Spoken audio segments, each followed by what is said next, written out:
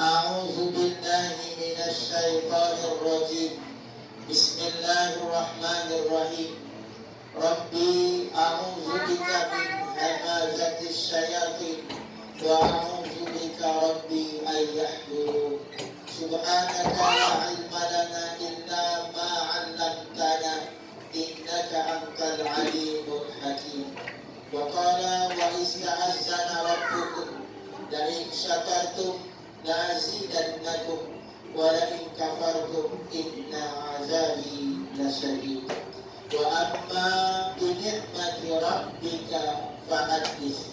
Wa qala Rasulullah sallallahu alaihi wasallam kullu ghulamin rahinatun bi'aqiqatihi tuzbahu anhu yawma sabihi wa yukhlaqu ra'sahu wa yusamma sadaqallahul azim wa sadaqan nabi rasul karim.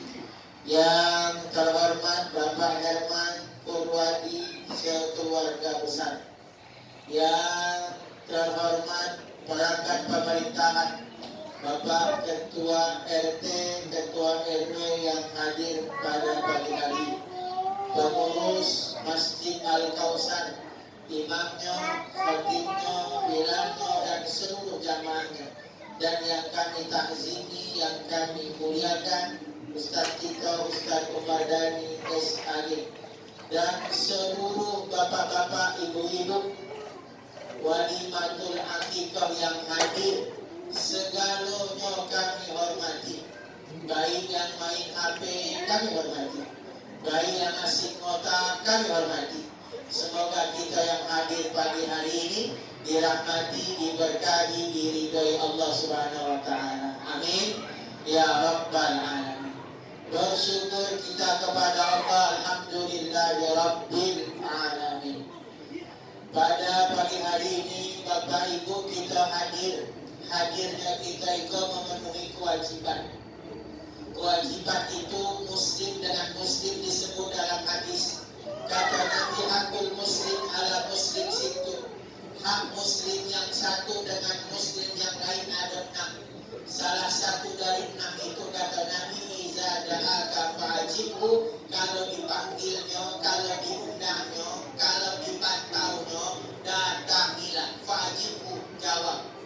Maka hak Pak Herman itu haknya undang kita. Lawan dari hak berarti kewajiban. Maka hak Pak Herman undang kita, lawan kewajiban kita untuk hadir. Hadir kita menjawab undangannya. Gunanya kita hadir adalah sebagai bukti kita saksi keluarga besar bersyukur, sekaligus mendoakan agar akikah ini makbulah dan mendoakan Ananda Azka Fairuz Al-Zafif bin Herman Purwadi dan Al-Zafati Al-Zafif bin Herman Purwadi menjadi anak yang soleh, anak yang taat pada Allah dan Rasulnya, anak yang menjadi berbakti ke orang tuanya, manfaat untuk agama nusa dan bangsa ini. Tidak baca dengan mimpi nampak. Memang kalau ceramah akikah itu tidak baca lama. Sepanjang kami ceramah akikah yang paling tidak baca orang itu dengar isu itu ceramah akikah. Nampak satu waktu jam 8. Yang kedua nak makan kambing. Apa lagi hari itu empet ikut kambing atau bayar apa itu. Memang tidak baca lama ceramah akikah. Ditambah kecek Pak Susanto tadi. Kalau baca sebelum zuhur dah selesai. Tiba jam setengah 12. Zuhur jam 12 lewat 10 sekarang ini. Mulai antri. Berarti tidak baca dan lama ceramah akikah. Sepakat Pak? Sepakat Bu? Salam tadi lah kejawab. Salawat salam kepada Nabi kita Muhammad sallallahu alaihi wasallam. Allahumma shalli ala nabiyina Muhammad wa ala ali Muhammad. Bapak Ibu yang dimuliakan Allah, terkhusus Pak Herman Purwadi sekeluarga besar. Sebelum kita baik Pak Herman kita Pak, sebelum kita disuruhnya santapan jasmani, kita disuguhi dulu santapan rohani. Nah itu Pak. Bapak yang dimuliakan oleh Allah, singkat dan dalam Al-Quran itu Pak Bu, ada setidaknya 4 tipe anak dalam Al-Quran. Kami sering mengkaji. Ada 4 tipe anak dalam Al-Quran. Ada tipe anak pertama, anak yang disebut oleh Allah musuh untuk orang tua. Nauzubillah. Itu yang hidupnya Allah. Kalau yang hidupnya Allah pasti terjadi. Dan sejarah juga terbukti. Nabi Nuh contoh. Nabi Nuh itu punya anak namanya Kanan. Nabi Nuh punya anak namanya Kanan. Kanan tidak mau taat kepada ayahnya. Bahkan Kanan memusuhinya. Kanan lebih mengikuti kelompok orang-orang yang kafir yang tidak menyembah Allah. Dan itu Allah sebut dalam Quran surah At-Taghabun ayat 44. Pak. Oi Pak. Apa kata Allah? Diajarkan ketika ya ayyuhalladzina amanu inna min azwajikum wa auladikum aduwwan lakum fahdzarun. Hai orang-orang beriman kata Allah, sungguh pasanganmu, sungguh anakmu kata Allah, musuhmu kata Allah. Hati-hati. Itu dari pertama bahwa ada tipe anak yang disebut Allah dan Quran akan bisa jadi musuh. Maka Allah ini kata kita orang tua, hati-hati. Karena kenapa? Sejarah juga terbukti. Tidak usah jauh-jauh, mungkin ada lah kita. Ada tak hari itu anak yang rela musuh orang tuanya ibu bapak? Kita tengok di berita bahkan ada anak yang rela bunuh maknya. Ada tak tubuh? Ada anak yang rela memenjarakan maknya gara-gara perkara satu batang pohon. Berita itu nyata kan?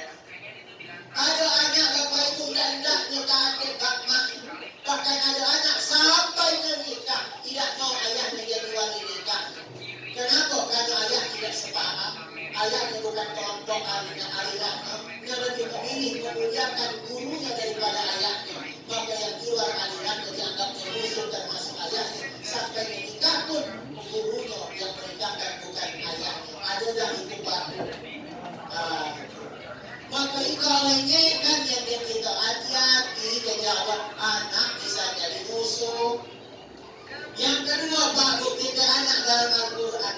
Ada anak yang disebut Allah Al-Kahfi ayat 6. Al-Madu wal-Baduna zinatul hayatid dunia. Disebut harta dan anak menjadi perhiasan dunia. Apa maksud ayat itu? Memang ada anak dikelompokkan menjadi perhiasan dunia. Anak yang bikin bangga orang tuanya hanya perkara dunia. Sehingga banyak orang tua yang bangga di anaknya. Tapi dalam perkara dunia, berapa anak 3, 4, 5, apa kerja anak presiden? Kiriman anak presiden punya anak. Apa kerja anak menteri? Apa kerja anak polisi? Berapa gaji anak sekian? Bangganya anak, tapi ukuran dunia. Itu disebut perhiasan. Dan ada tipe anak yang ketiga Bapak Ibu, anak bisa jadi ujian. At-Taghabun ayat 15 Allah juga sebutkan tipe anak itu. Innama amwalukum wa auladukum fitnah. Apa kata Allah? Sungguh hartamu, anakmu ujian untukmu. Jadi ada anak itu belajar jadi ujian orang tua gitu Pak. Ketika anaknya lagi sekolah kan di sekolah mahal. Anaknya lagi sekolah kan di sekolah. Mungkin orang yang tidak banyak tidak bisa ke situ. Kan mahal. Tapi anak tidak sesuai harapan orang tua. Ayahnya ahli masjid, malah anaknya lagi dengan masjid. Ada dah itu Pak. Ujian untuk orang tua. Dan ada tipe anak yang keempat Pak. Disebut Quran surah Al-Furqan ayat 24. Anak yang disebut Allah bola mata, artinya bikin bangga orang tua di dunia. Tapi tidak cukup itu. Jadi ikutan orang-orang bertakwa. Wallazina yaquluna rabbana hab lana min azwajina wa zurriyyatina qurrata a'yun waj'alna lil muttaqina imama. Ya Allah, anugerahkanlah kepada kami pasangan dan keturunan qurrata a'yun. Qurrata a'yun itu bagus artinya bola mata. Lemak ditengok artinya bikin bangga di dunia, ukuran dunia. Dan tidak cukup itu, wajahnya lilul takina imama, jadikan juga anak ikut-ikutan buat orang bertakwa. Artinya anak adalah banggakan dunia, anak berbuat soleh, anak yang didoakan bahkan menyelamatkan kelak di akhirat. Itu anak yang disebut banggakan dunia, menyelamatkan di akhirat. Ini anak yang didoakan. Bahkan yang dimuliakan oleh Allah, itulah ampek kita anak itu paling tinggi disebut dalam Al-Quran ampek. Satu anak dari musuh, dua anak banggakan kuburan dunia, tiga anak dari ujian, empat anak banggakan dunia menyelamatkan di akhirat dari anak soleh. Kira-kira Bapak Ibu pilih nomor berapa? Nomor berapa? Tidak ditunggu. Sepakat kita Pak. Apalah kita orang tua hari. Selemah-lemah kita orang tua. Pasti kita orang tua ingin punya anak lebih dari kita. Kita ingin punya anak bukan hanya banggakan kita di dunia, tapi menjadi anak itu anak yang soleh. Bukan hanya sukses di dunia, tapi anak kita juga akan menjadi anak yang sukses di akhirat. Nah, itulah tanggung jawab orang tua. Karena menjadikan anak soleh itu baku tidak siksa lagi, tidak main tiup, tidak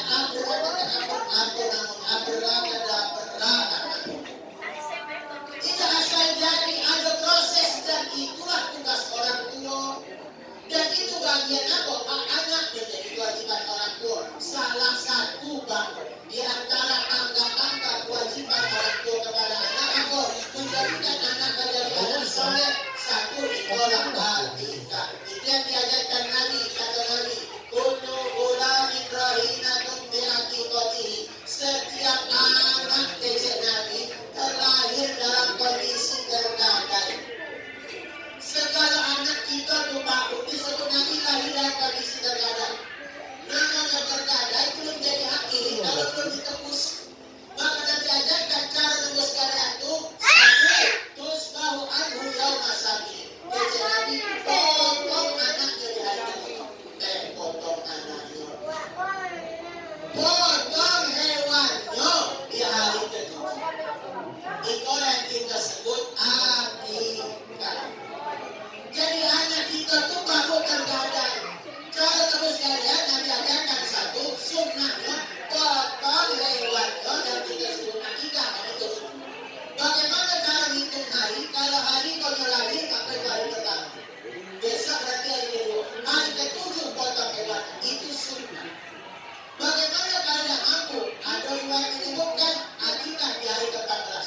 Al-Aqiqah di samping Al-Qarqan Asara Al-Indah Waisri. Kalau tidak mampu hari ke-7 boleh di hari ke-14.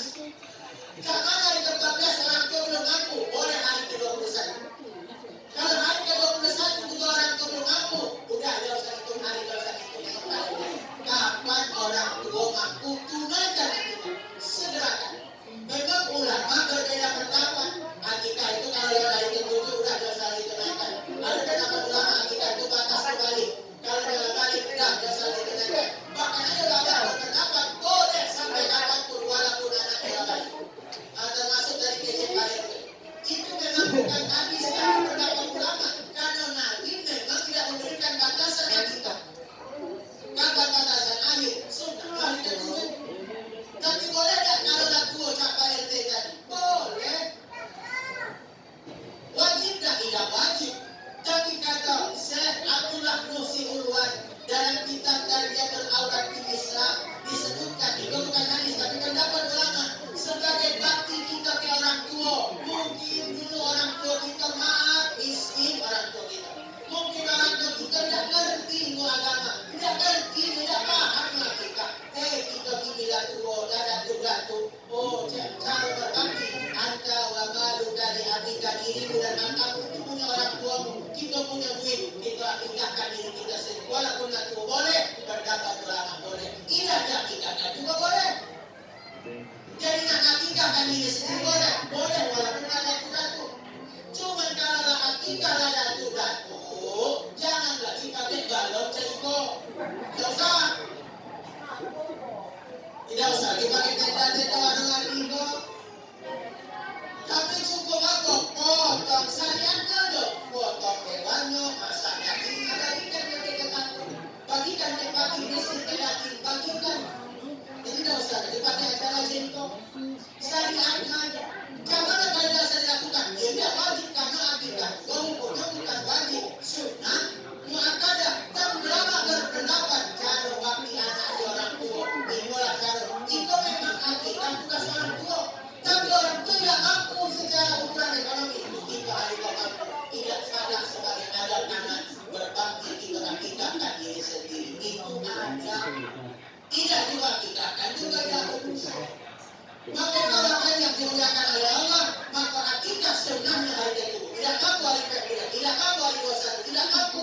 Kapan orang tua mampu, pokoknya tunaikan akidah. Di situ orang tua mampu, boleh tunaikan akidah. Dan kalau banyak dimuliakan Allah, bertanya, kenapa disayangkan akidah? Akidah itu apa itu disayangkan Rasulullah SAW. Apa hikmahnya bagus berkata, untuk dia jangan sampai anak menjadi anak durhaka. Kalau akidah itu dari bahasa Arab atau Yahudi yang artinya memotong. Anak durhaka itu juga disebut hukukul walidain. Jadi hukuknya akidah itu satu akar dari akar. Jadi hukukul walidain anak durhaka anak yang terputus kasih sayang. Maka salah satu hikmah dia jangan sampai itu anak jangan jadi anak durhaka kelak. Atau juga Bapak Ibu memotong sifat binatang yang ada di manusia. Akidah juga Bapak Ibu hikmahnya sebagai ungkapan syukur kita kepada Allah. Kenapa? Karena lagi percaya Allah diberi anak. Kenapa Pak? Karena nikmat anak itu satu-satunya nikmat yang disebutkan di dua hati al-waladu samratul qurbi kata lagi. Anak itu dua hati. Wa'inna mahzanatu dengan anak orang tua bisa juga jadi sedih. Wa'man qalatun gara-gara anak ada orang tua jadi pelit. Gara-gara anak wa'man dinamakan ada orang tua jadi pengecut. Maka anak itu bakal ikut nikmat yang tidak segala dikasih oleh Allah bisa punya anak. Halo. Pak. Maka kita sebagai ungkapan syukur. Kenapa? Karena kita anak tidak sekali dikasih Allah. Ada orang kita anak cepet dikasih Allah lambat. Ada kita anak lanang dikasih Allah kilo kan anak. Ada kita kilo dikasih Allah lanang.